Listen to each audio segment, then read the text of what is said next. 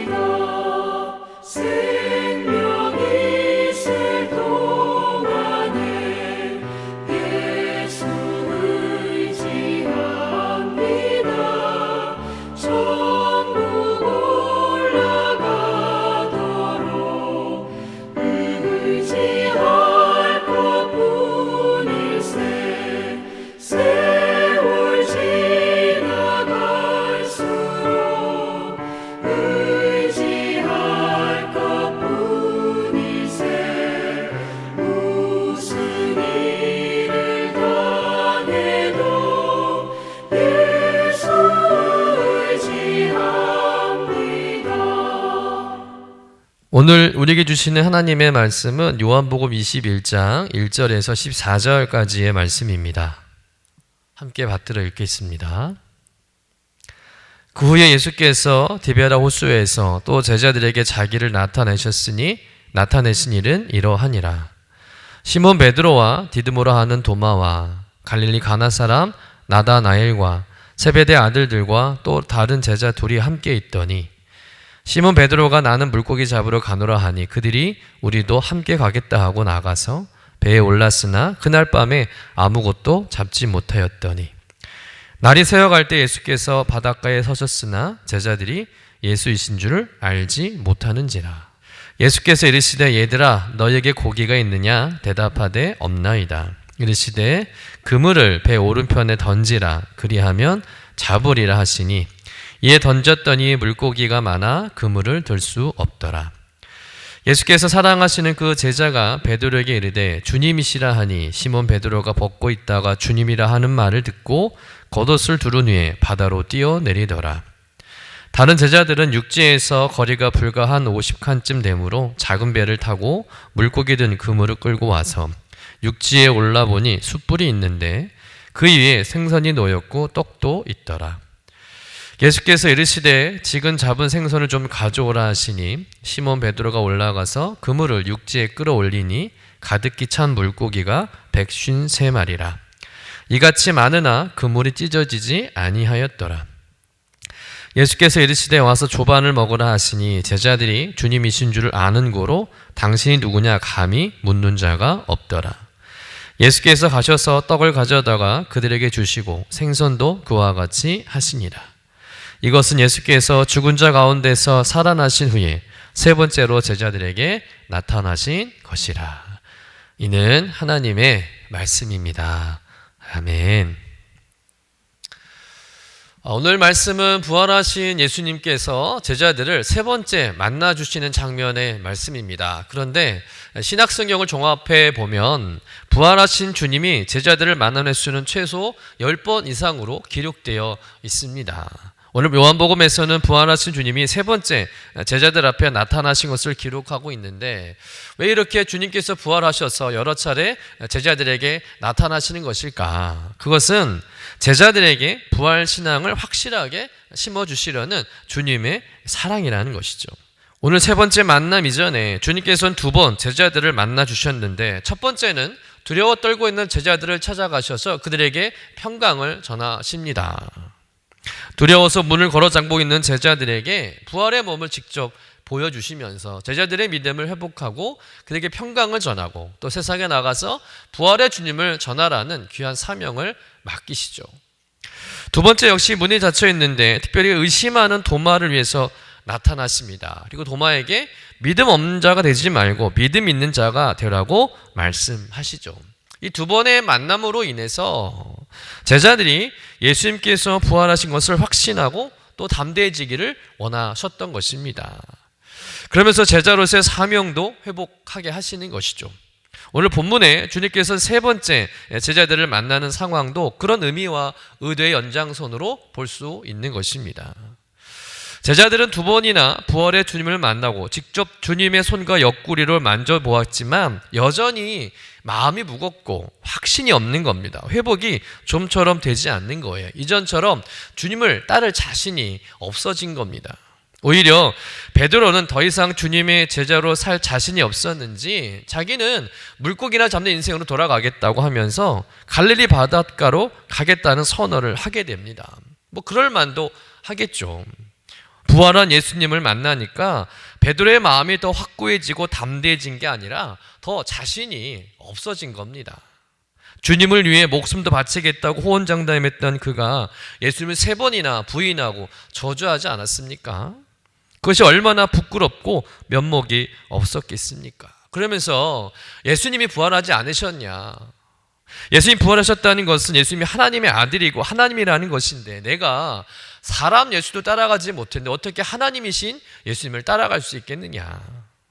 나는 더 이상 못할 것 같다.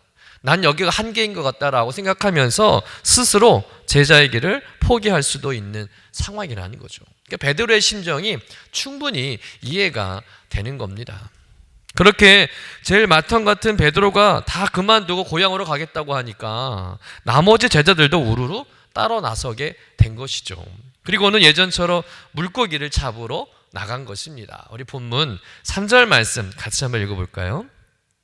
시몬 베드로가 나는 물고기 잡으러 가노라 하니 그들이 우리도 함께 가겠다 하고 나가서 배에 올랐으나 그날 밤에 아무것도 잡지 못하였더니 베드로와 다른 제자들은 3년 전의 경험을 토대로 밤에 나가서 밤이 새도록 그물을 던졌습니다. 그런데 물고기 한 마리도 잡지 못한 거예요. 아무리 3년 만에 하는 일이라 할지라도 그래도 그들은 갈릴리에서 잔뼈가 굵은 사람들 아니겠습니까? 그런데 밤이 새도록 수고했지만 얻은 것이 하나도 없었다는 거예요.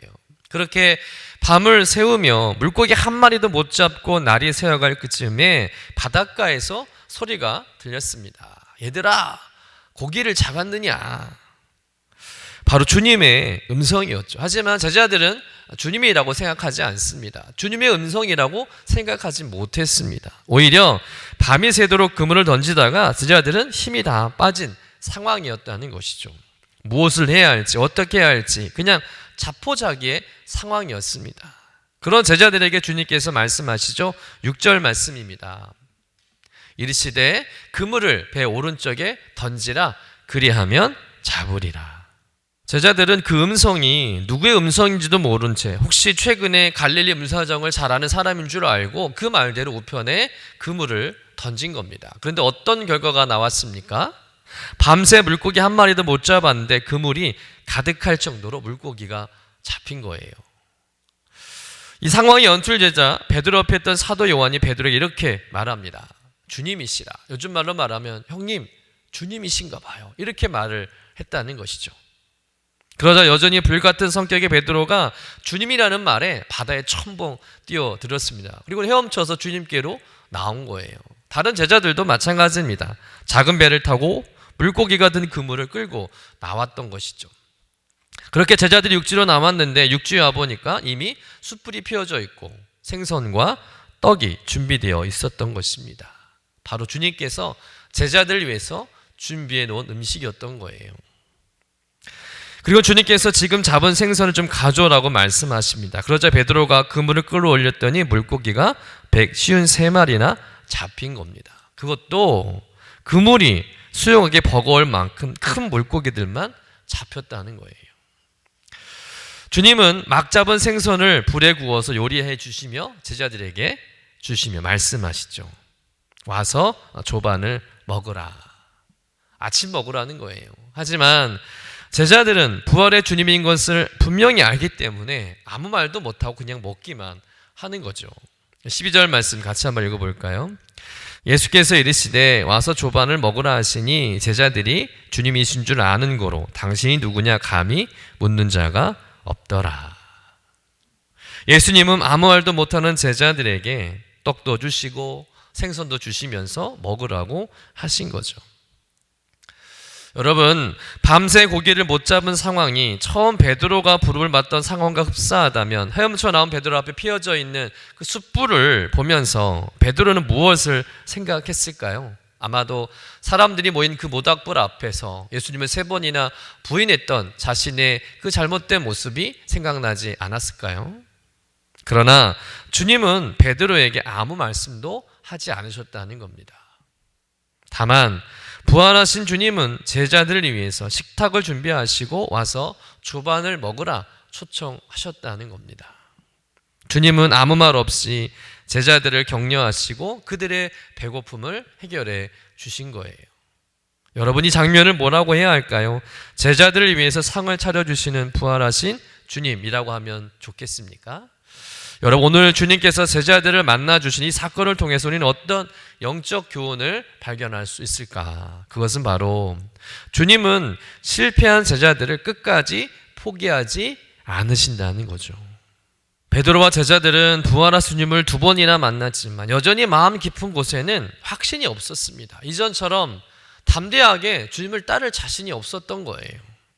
부활의 주님을 직접 보고도 다시 고기나 잡으러 가겠다고 하는 것은 단순한 생업의 문제가 아니죠. 그들의 무기력한 영적 상태를 보여주는 것입니다. 특히 베드로는 자신이 주님을 3번이나 부인했다는 이 사실이 마음에 깊은 상처로 여전히 남아있는 것이죠. 지울 수가 없는 겁니다. 부활하신 예수를 만났지만 그 은혜를 감당하기에는 너무나 자신의 죄책감이 큰 거예요. 다른 제자들도 마찬가지죠. 다 예수님을 버리고 자기 살겠다고 도망치고 숨어 지내지 않았습니까? 그런데 주님은 그런 베드로와 제자들을 포기하지 않았다는 거예요. 부활 후에도 몇 번씩 다시 찾아와 만나주시고 모든 것을 포기하고 옛날 모습으로 돌아가 갈릴리 바닷가에서 고기를 잡는 제자들 또 찾아와 주시고 만나 주셨다는 것이죠. 주님은 제자들이 실패하고 좌절한 모습으로 남아있는 것을 원하지 않으신 겁니다. 그들이 다시 회복하고 사명을 감당하는 제자로 서기를 바라신 것이죠. 그래서 예수님께서는 그들이 실패하고 낙심한 자리로 직접 찾아오셨습니다. 밤새 헛된 수고를 하고 아무것도 잡지 못한 채 지친 제자들 앞에 오셔서 다시 그들에게 기적을 베풀어 주시는 거예요. 주님은 제자들이 다시 일어설 수 있도록 사랑으로 그들을 품으셨고 따뜻한 아침 식탁을 마련해 주신 것이죠. 이는 단순한 한 끼 식사가 아니라 영적으로 지쳐있는 제자들에게 베푸신 사랑과 회복과 용서인 줄로 믿습니다. 예수님께서 마가다락방에서 제자들과 마지막 만찬을 하시면 사도 요한이 기록한 말씀, 바로 요한복음 13장 1절의 말씀이죠. 세상에 있는 자기 사람들을 사랑하시되 끝까지 사랑하시니라. 여러분, 이 말씀대로 주님은 실패한 제자들이라 할지라도 형편없는 제자들이라 할지라도 그들을 끝까지 사랑하셨다는 거예요. 주님은 지금 그 사랑을 직접 보여주고 계신 것이죠. 그 사랑으로 인해서 제자들은 다시 일어납니다. 사명을 회복하게 되죠. 여러분, 우리도 신앙생활 하면서 때로는 베드로처럼 제자들처럼 실수할 때가 있습니다. 영적으로 무너지고 또 우리의 믿음이 희미해지고 흔들릴 때가 있습니다. 주님을 사랑한다고 고백하면서도 현실의 두려움과 연약함 속에서 주님의 뜻을 따르지 못하고 때로는 주님을 부인하는 행동을 하기도 하죠. 하지만 주님은 그러한 우리를 결코 포기하지 않으신다는 거예요. 우리를 끝까지 사랑하시는 줄로 믿습니다. 우리가 실패하고 낙심할 때, 우리가 도망치고 숨고 싶을 때 주님은 오히려 우리를 열심히 찾아와 주시고 다시 일으켜 세워주시는 분인 줄로 믿습니다.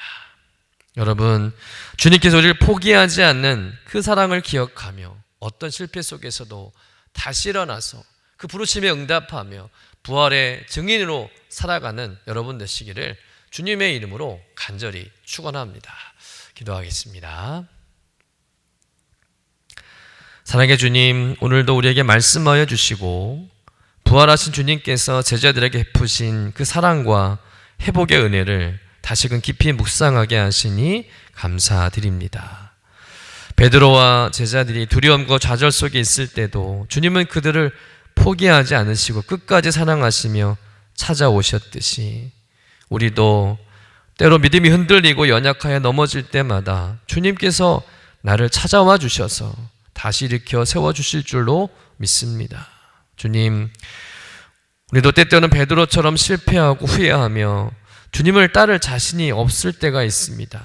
그러나 주님께서 제자들에게 식탁을 차려주시고 사랑으로 다시 부르셨던 것처럼 우리의 마음도 위로하시고 새 힘을 주시며 다시 주님의 그 부르심에 응답할 수 있는 용기를 허락하여 주시옵소서. 우리의 신앙이 흔들릴 때마다 주님께서 베드로를 찾아가시고 그를 회복시키신 것처럼 우리를 붙잡아 주시고 다시금 부활의 증인으로 서게 하여 주시옵소서. 오늘도 부활하신 주님을 더욱 확신하며 우리의 삶 속에서 그 사랑을 증거하는 제자로 살아갈 수 있도록 우리와 함께하여 주옵소서. 감사드리며 거룩하신 예수님의 이름으로 기도드립니다. 아멘. 하늘에 계신 우리 아버지여, 이름이 거룩히 여김을 받으시오며 나라가 임하시오며 뜻이 하늘에서 이루어진 것 같이 땅에서도 이루어지이다. 오늘 우리에게 일용할 양식을 주시옵고 우리가 우리에게 죄 지은 자를 사하여 준 것 같이 우리 죄를 사하여 주시옵고 우리를 시험에 들게 하지 마시옵고 다만 악에서 구하시옵소서. 나라와 권세와 영광이 아버지께 영원히 있사옵나이다.